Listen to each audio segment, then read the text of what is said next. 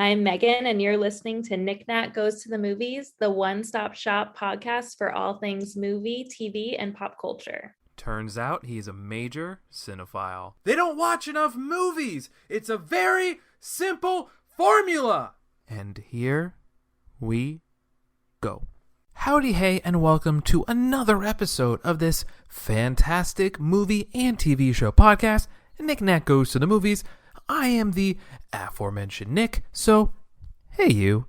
We have back-to-back magical properties to talk about in the next few episodes, so while you marvelous people will have to wait for another episode to hear my take on the latest feature film from Marvel, instead, this week we will talk on the, at this time, 3-film arc, potentially 5, from the same Wizarding World universe of Harry Potter.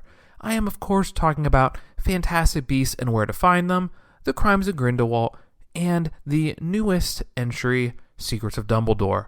While the common consensus of these movies has not been the, let's say, highest, I'm pretty high on these for the most part, so let's talk about why these aren't, for me, as bad as many others may think. And yeah, it helps if you like the original books and movies, but these are not really the same thing.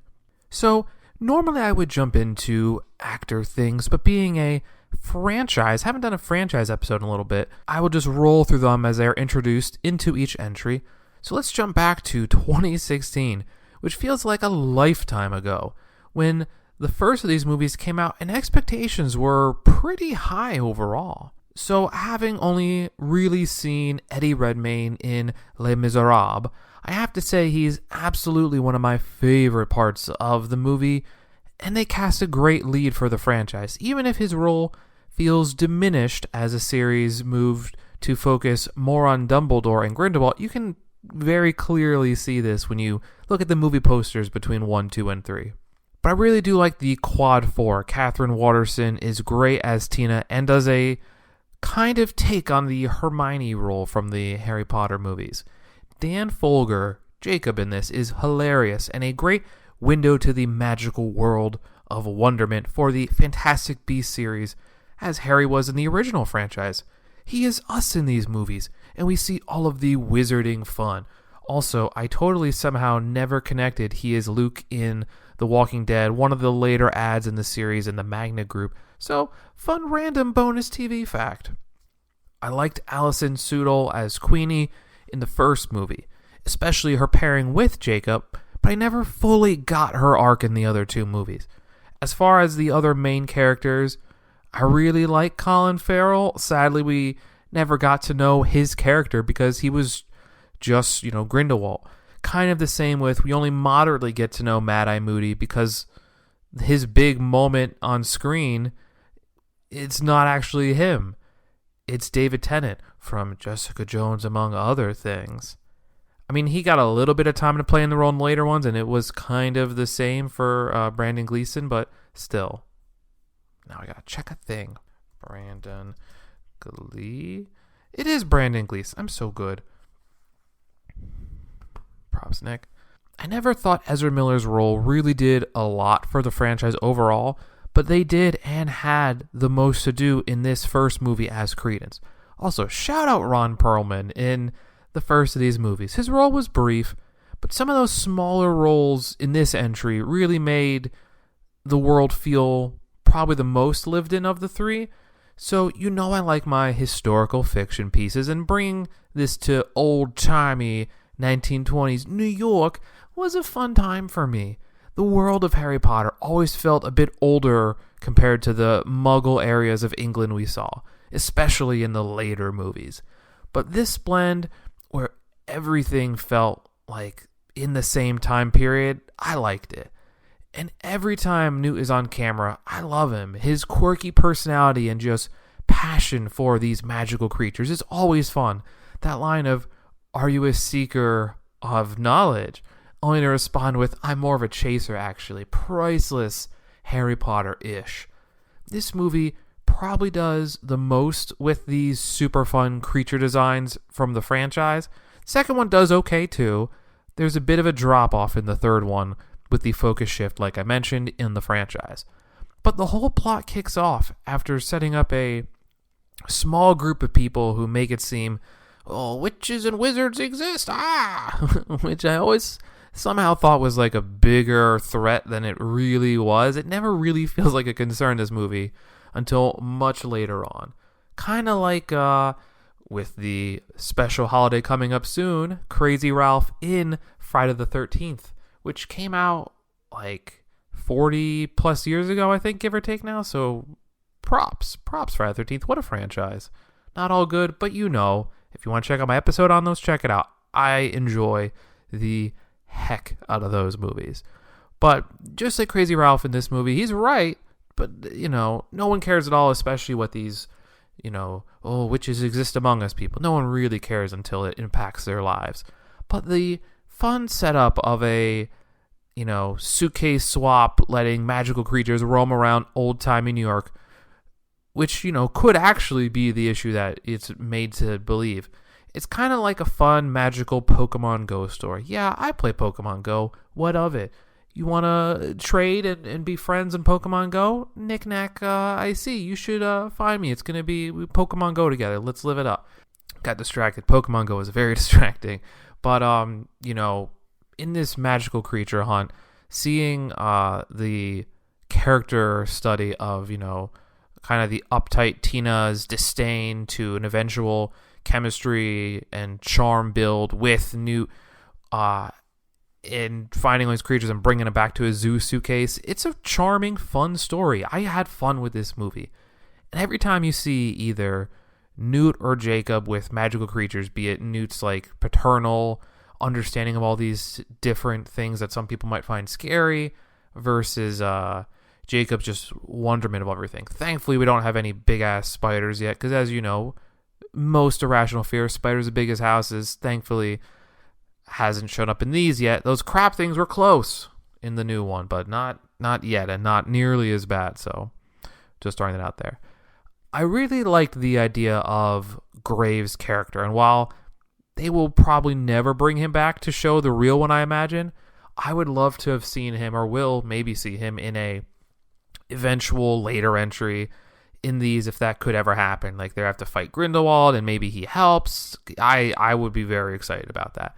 Once again, I assume this one with a trilogy, unfortunately. It's wrapped up mostly well enough, but, you know, I'll try not to bring this up too much, but it's definitely going to come out in this episode a lot. I personally would have loved to see the final duel between the two master wizards and maybe some tie to Voldemort and Dumbledore after the fact, and tying those two eras together.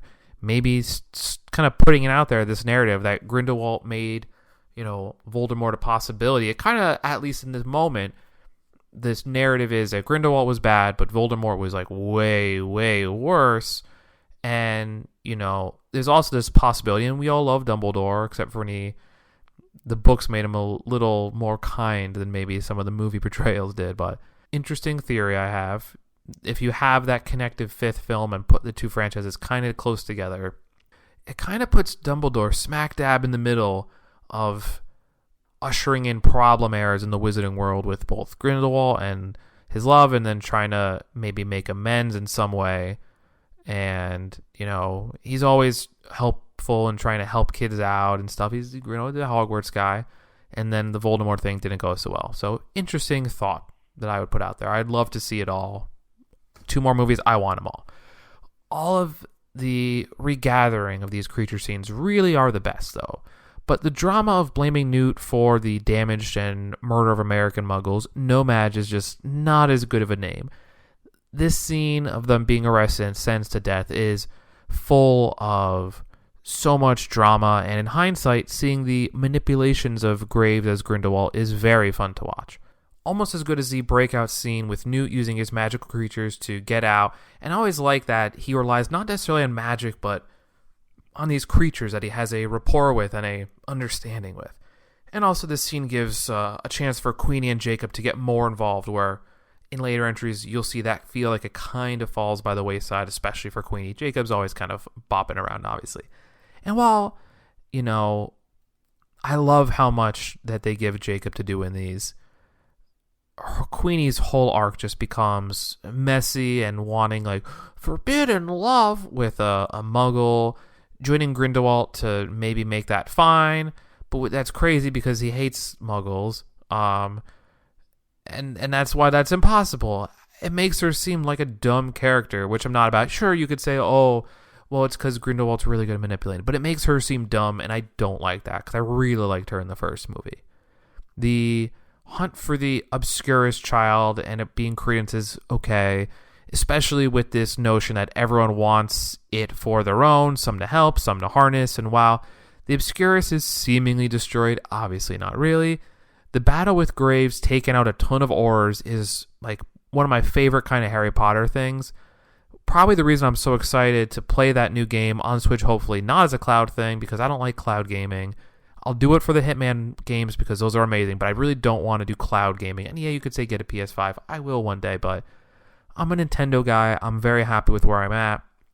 Please don't make that a cloud game. Please, please, please. So, but Grindelwald's, as you know, Graves in this one, his whole speech on magical people first have the same, undertones of what makes me like Magneto so much, but without the real life backstory, being a Holocaust survivor's Magneto's thing, and that's why it kind of works so well. Super curious if they can figure out a way to make that somewhat relevant in the MCU, knowing that they're probably not jumping back in time anymore, I would think. But love that story. One of my favorite comic book characters, might be my favorite comic book character. And the way that I wish Grindelwald maybe had that same flushed out real life backstory as to why he is the way he is would be interesting. But I do like when, he's doing all his magic stuff and it looks like he's unstoppable, and then Newt captures him with one of his fun creatures and not dueling skills, which is a very fitting end cap. Eventually everything gets magically, literally wrapped up, and the identity of the New York magical world is a secret again. I remember watching this and being bummed out that Jacob got his mind wiped, but thankfully the not post-credit but post-story bit had him with his successful bakery, his main goal in the first one, and all of his baked goods take inspiration from those same magical creatures, and seeing Queenie and, the two of them remembering each other. Sadly, this cute scene picks up with a sinister undertone in the second movie that I would say probably feels like the weakest of the three. So The Crimes of Grindelwald, the second film of the series, the new main ads are probably some of the bigger ones that actually do a lot for me. We briefly saw Johnny Depp revealed to be Grindelwald in the first movie, but this was his first and last time in the spotlight in the franchise. We will get to his portrayal of the role, especially since it's similar but different enough with Mads Mikkelsen's version of the first, and it unfortunately is like the whole three different actors in the role with three different movies, the first being primarily played by Colin Farrell. I will talk about Jude Law more, but I will say this time and time again, I didn't think of him initially in the role, but man, does he do as a young Dumbledore very well. Zoe Kravitz has had a pretty strong few years with a lot of stuff I've seen, good performances in the movie that we're talking about as Lita Lestrange, in Spider-Man Into the Spider-Verse, and most recently, Something Way with the Batman. She also played Catwoman in Lego Batman, which people sleep on that one. They remember Lego Movie and Lego Movie the second one, but Lego Batman's pretty good for a movie too. Just don't forget about it. But I think people sleep on her role in this movie too. I like the flushed out backstory she's given in the same movie she's introduced, and the ties with Newt and their Hogwarts days. She brings some great stuff to the movie, and it's a shame she was gone so soon. I think the last bigger one of the ads is Newt's Auror brother, Theseus, played by Callum Turner, newer to the acting world, who he goes with the romance angle with Lita. Ooh, love drama, like Selling Sunset. And their butting heads personalities is a fun build between the second and third movies here, and how they kind of come to understand each other a little more. Also, we have Victoria Yates as Newt's assistant. I never really understood her brief role in this movie. They give her more in the sequel, but I just never got her character, unfortunately. Lastly, there are some minor overall ads that never did a ton for me, but young McGonagall's played well enough by Fiona Glasscott, but never really see her utilize a ton, a little more in the third. I know he's in 2 movies, and while the beginning had some neat drama to start, I never seem to truly understand or care for William Nadlum's role as Yusuf, who is maybe a half-related person to the Lestrange family, and there's like magic family murders and love stories from the past that just never really matter in this story of who Credence is, and just serve as a very drawn-out, not necessarily boring, but kind of boring red herring. Oh, and remember when they just name-dropped some other Harry Potter characters in here with Nicholas Flamel? How stupid, I didn't even check in the restricted section. Who does nothing other than, like, exist and maybe help at the end, but, like, that's it. And then Nagini, the snake, Voldemort's snake, instead, fun idea, she's a lady, and was initially played by Claudia Kim in history, I guess, if you watch this chronologically, who I've actually seen a ton of stuff from her since her Age of Ultron role. Bad movie, I know. But for some reason, Nagini is just gone from the third of these movies after seemingly being a part of Dumbledore's army at the end of this movie. I don't know. So I've jumped around a bunch in what happens in this movie. So let's try to get back to some plot points. And yes, I have said some less than great things about this movie. Do not think it's really all that bad. There are bad parts, and I was disappointed in the theater, but it has grown on me a bit. So let's get to the plot, especially the Grindelwald stuff. That and the odd direction they go with Queenie that takes a cute scene to end the first one and makes it kind of dark. So speaking of dark, the Gellert Grindelwald breakout scene is very cool and fun. Magic fighting, just cool visuals and things being a bit darker overall. Well done. Way to kick things off right where we left at it. So, in the same way that this is a good start, I do like the kicking off of introducing Theseus and Leda. There's an immediate blowback of the Grindelwald problem in the wizarding world. You know, his international travel problem since the first one, and something with Credence. And this leads to the kickoff of Dumbledore and being the guiding presence to the first movie. Honestly, so far so good early on. Now the Credence hunt, kind of like that children's book question, are you my father? Which is interesting, but the super whatever, maybe he's a Lestrange, feels more like fan service than anything that truly mattered. If he's a Dumbledore, maybe just lead with it or end with it, but the build was kind of blah. While this part was not blah, it was a weird turn to have Queenie, who seemingly, there's a love connection with Jacob, one of the hearts of the franchise, and instead she traps him in a love spell, like a slightly better version of the teen love drama in the Half-Blood Prince 6th Harry Potter book. And it just feels, this weird law of American love and Muggle law.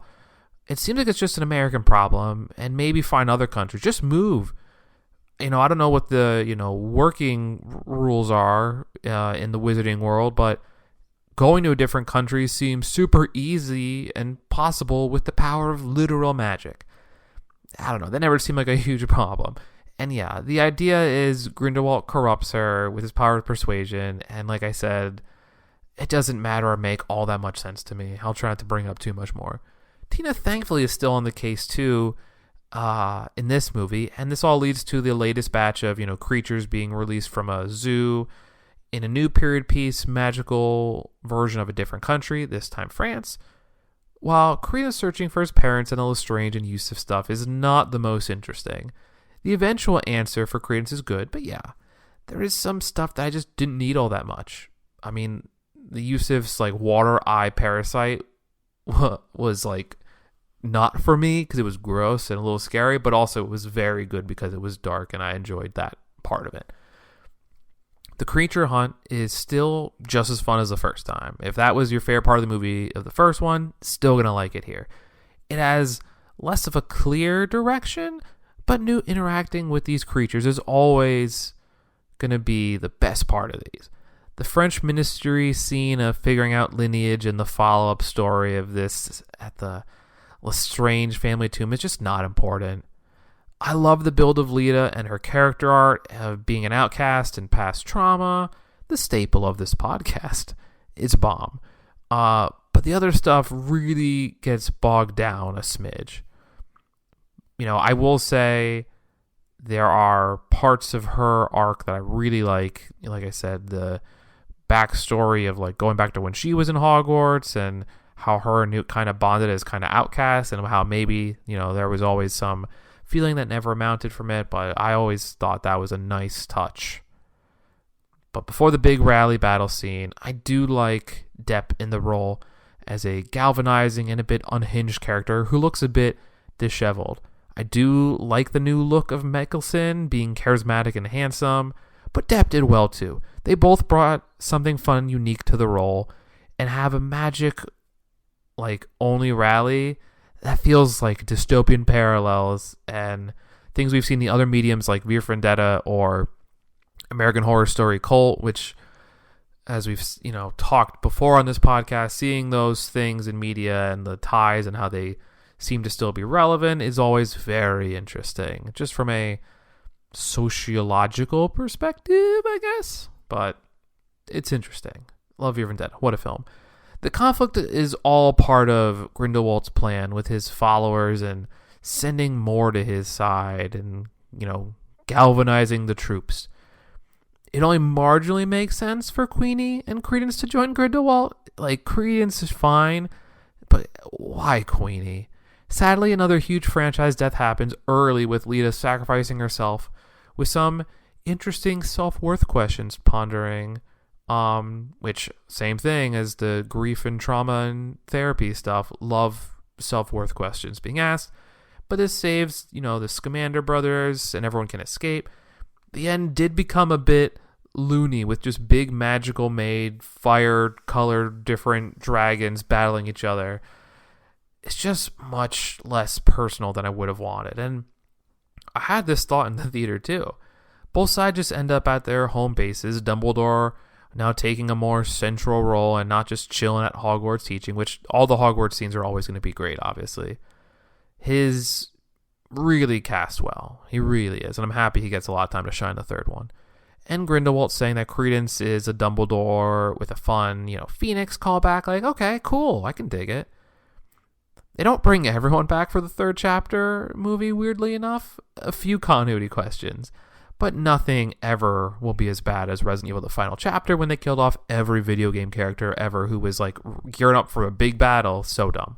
Hated it. I really would like Welcome to Raccoon City 2 to happen and to have a second movie that has all those cool video game characters that we liked and from the franchise. It's shocking that didn't happen.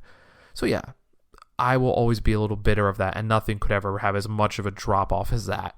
But yeah, this movie ain't bad. It just ain't so good either.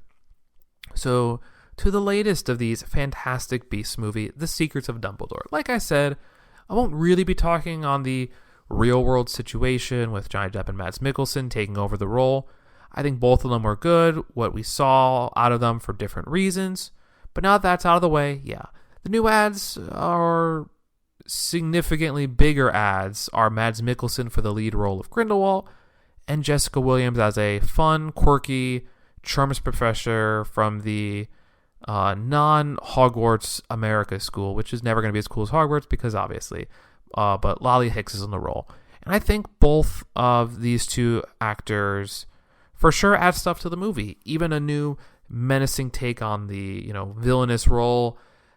And these movies do have a fun sense of humor with some of the darker things going on around them. And Williams' role does offer a bit of that same levity. This movie does pretty quickly put you into the relationship with Grindelwald and Dumbledore. And it's a fun one. One of those things that we've kind of always scratched the surface but never really seen.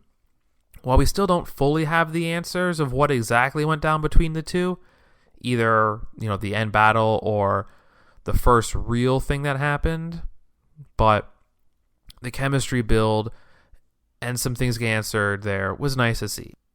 I will say it again. I don't know if I had someone in place for a young Dumbledore, but Jude Law really does do it for me. Like, I've seen him, of course, in the Sherlocks. I didn't really know what to expect when I heard the cast, but I think it works. I really do. I do like seeing Newt played once again to perfection by Eddie Redmayne as much as possible in these movies. Sure, he may never have the same thing that got us all to love the Harry Potter main cast, but personally, I love his character, and I do feel a connection and vested interest in him. He's not just your standard hero, and I guess Harry Potter wasn't either, but Newt feels even more of an underdog somehow. So personally, I love his character, and I wish that other people felt the same way I did, I suppose. But I would like to see it all through 4th, 5th movies. I know the reviews and ultimatum WB has on this, but I can't be the only one who would watch the 4th and 5th of these Fantastic Beasts movies. Maybe I am, but I would be shocked if that was just me. Maybe we can even get it to 4. That's fine. I don't, give us to 4. See the battle. I really want to. But with the good comes the bad. And I feel like I never really got a ton of stuff out of Credence throughout any of the 3 movies. Obviously, there's controversy with that actor as well. A lot of weird things can be going against this franchise. But the first movie, the role was mild enough and had intrigue, and kind of the second one trying to figure out who they were. But this third one was kind of just like, I'm evil and whatnot. It kind of reminded me of, like, I think it's Bandon in the Shadara Chronicles 2-season TV show that I'm sure no one's watched. But it does have James Raymar and Manu Bennett, who I both like a lot. So and of Gimli from Lord of the Rings. So it's not a great show, but it's good enough. Maybe I'll rewatch that one day. I'm sure that's on a Netflix or Hulu or something. The same thing happened with Queenie, of just being evil for the sake of it, but not really. I know redemption comes for both of them, but I just never thought it all fully tracked for me. So seeing Credence hunt down Newt, who is trying to save Fantastic Beasts, only to have Credence kill a creature's mother, something you'd think would not track at all for the character, especially with that second movie killing the closest thing he had to a mother. Like, I don't know. There aren't as many Fantastic Beasts in this movie, but I do feel like the wonderment is still around. I'm always in awe of the things they do, like the direction for the Wizards' War that may lead to the eventual end conflict duel between the 2 famous wizards. I would love to see I don't think this would be in this movie franchise at all, but the Dark Days with Voldemort 2. I think that'd be dope. But I'm getting ahead of myself. But the cute, pronounced Chillin, not spelled that way at all if you ever want to look it up, mini deer, shiny, majestic creature looks very good. Very happy with it. Thankfully, the eventual plan of why Gellert wants one and why Newt having another one is still so good. The future telling part never was so important for me.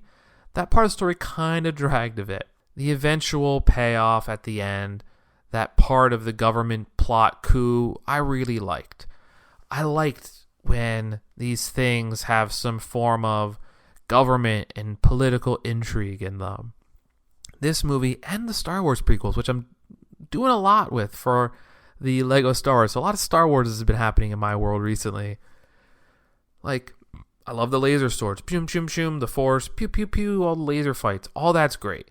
But the government conspiracy in the prequels was very fun to watch. Like, it kicked off with a trade embargo, but the Revenge of the Sith deleted scenes are sublime. Sadly, they decided to chop out completely this underused angle of probably my favorite of all 11 Star Wars movies, with building the Republic and giving Natalie Portman, who's going to thankfully get some time to shine in the new Thor movie.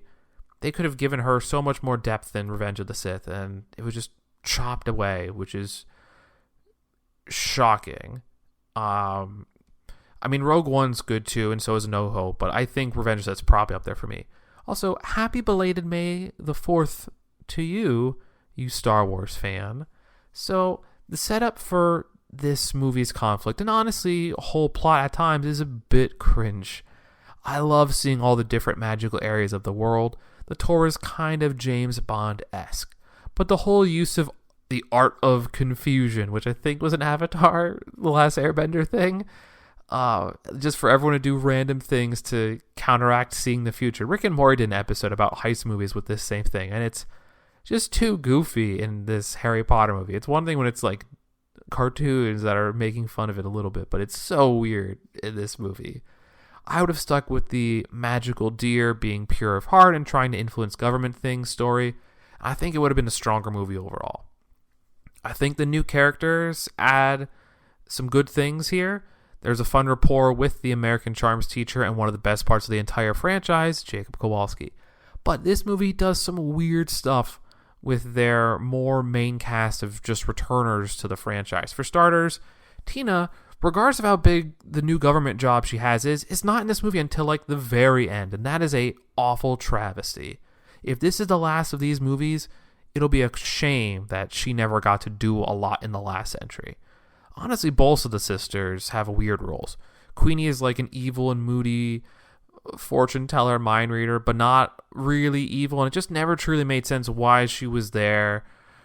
Her character arc between movies 2 and 3 is just not good, but good and fun in the first one. And Lita's half-brother from the second movie, who you might even forgot about, has nothing to do in the third one, and his inclusion is downright useless. And his, maybe I'm evil, maybe I'm not thing, it's I don't care.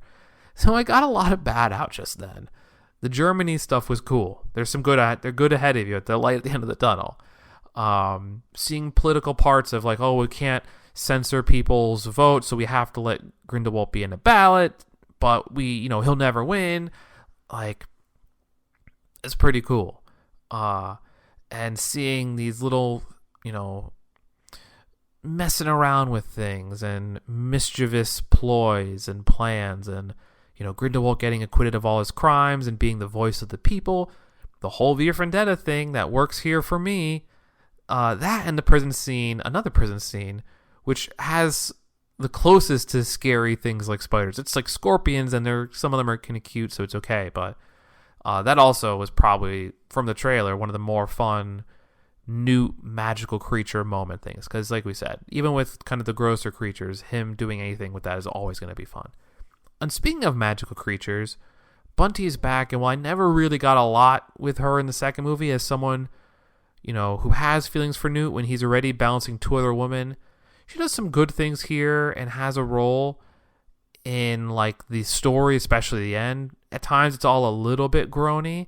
She just watches a creature's case and then at the end has the chillin', and then like, sorry this is fast forwarding, but one of the things I just never got in these movies was just another less interesting Newt is kind of how I chalk up her character.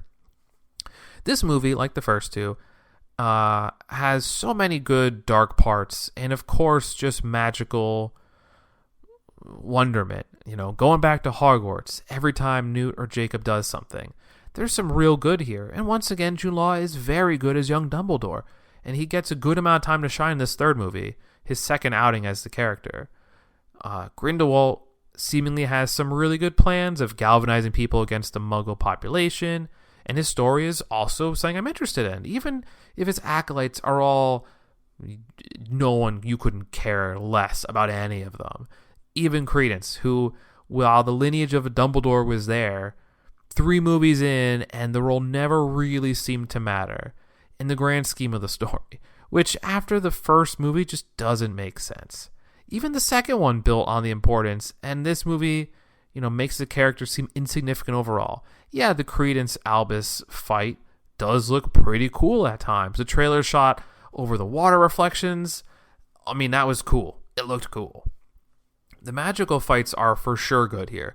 I remember thinking the end climax fight in the second one was just not good and a bit over the top, but here it's all the more small-scale wand fights and cool effects. It's the kind of thing that has me excited for so many other future Harry Potter projects in general.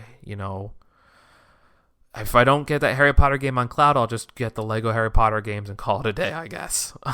On highlight moment in that wizard fight has to be when they magic the guy into a wall. There's a music video. I don't know if it's a Haas take on me, but I remember that and being like, yes, that was great for me. The end vote scene with the fake dead Chillin picking Grindelwald before the real one comes and picks someone else. There was so much end drama here. And of course they found a way to break the magic that did not allow Grindelwald and Albus to fight, which now they surely will if we get a sequel. I mean, they did fight, but we didn't see it in visual media.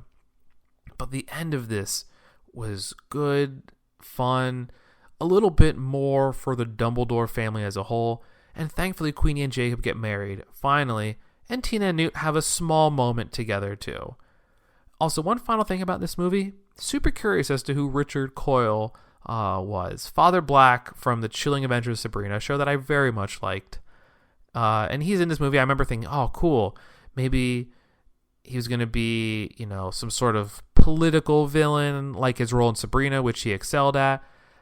I guess he was Aberforth. I don't know if I really picked up on him when I watched the movie, and I was super looking forward to where he could go. So final random observation of this movie. So yeah, I would say this was a fun movie.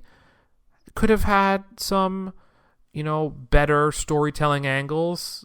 Some things weren't fully utilized, and it could have been better. I know chances are slim for finishing the franchise, but gosh, I hope they do. I hate unfinished things like Agent Carter Season 2. There's so many more. Revolution, which no one watched, but I liked it. But Agent Carter and Revolution are probably the two that hang up the most with me. I guess they could do that nonsense thing that I'd be pissed about of wrapping it up in a comic or novel, but it never is the right way to wrap things up, that have started in the visual medium. I get that there's books for some of these, but like, if you're doing a visual medium story, please finish it up. Please. But now, that we have gone through all 3 films so far, fingers crossed for 5, let's see which of these is the most fantastic, with some Letterboxd ratings and rankings. And I changed some right before last night. I was changing these. So Fantastic Beasts number 3 is going to be Crimes of Grindelwald, and it was at 3.5 stars, but I felt like I was really dogging on it. We left it at 3. At 2, probably no surprise, Secrets of Dumbledore. 3.5. I really enjoyed it a little more than Crimes of Grindelwald. I think enough to give it a little jump over there. But no doubt, the sequels pale in comparison. Not aggressively, but enough to Fantastic Beasts and Where to Find Them. 4 stars. Easily the most fun of the bunch. It really did start off well, and it's okay with 2, a little better with 3, but I think they need a clear cut 4 direction or 4 and 5 direction. I think we're more likely to get 4 than 4 and 5, but they very well could end it at 3 with it being moderately wrapped up. So that's my first in a while multi-film franchise episode. I hope you enjoyed it, and though it was, dare I say, magical, eventually we will have to get into the other Wizarding World / Harry Potter movies, but before we do that, we have another magic-based movie for this podcast to do next episode. I'm watching it tomorrow. Somehow I've avoided spoilers. I think maybe I got a little one, but I figured he didn't have a big role anyway. So, we'll see what happens, right? So, can't wait to talk about Doctor Strange, the sequel, and see if it's supreme or just, strange. What was your take on these Fantastic Beasts movie, either as a whole or the latest? Do you think they should end here and now, or do you, like me, hope for the 5-film arc, or just something to end cap it and be kind of fully realized and see that big final duel? I know they both lived through the duel, but I want to see it. But let me know your take on social to discuss. Knickknack_IC, Knickknack Movies. That's where you hit me up. What platforms, you may ask? Well, everywhere. But let's lock in on the big 3: Twitter, Instagram, TikTok. You can throw Letterboxd in there too. That's a little more niche, but you're cinephiles yourselves. But you can hit me up on any social media platform to talk about movies, TV shows, video games or stories, or whatever. Let's keep it light, keep it fun. But that's all from me. And as always, cheers. And until next time, cinephiles. Are you not entertained? I think this is going to be the beginning of a beautiful friendship. I don't like goodbyes. Let's just call this see you later, alligator.